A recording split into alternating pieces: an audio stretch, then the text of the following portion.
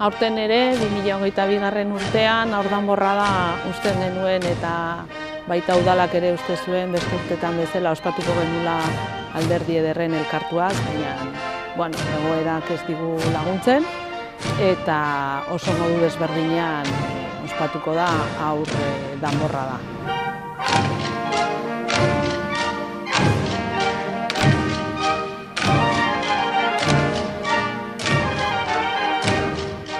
Niretzako danborrada oso importantea da, asko gustatzen zait. Eta aurten tokatu zait niri bandari egotzea, alduenetakoa naizelako.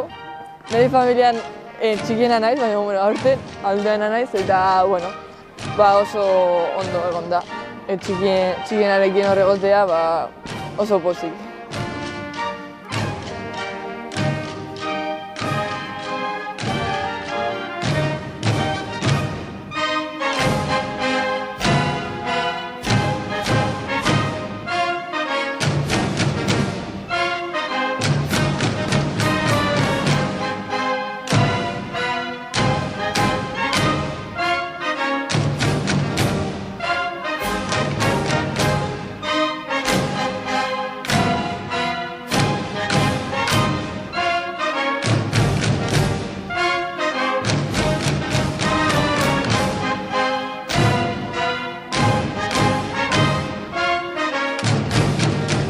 Bidebieta auzoa inguratuko dugu, eguerdiko 12:00 hasiko da, han espero zaituztegu guztioi.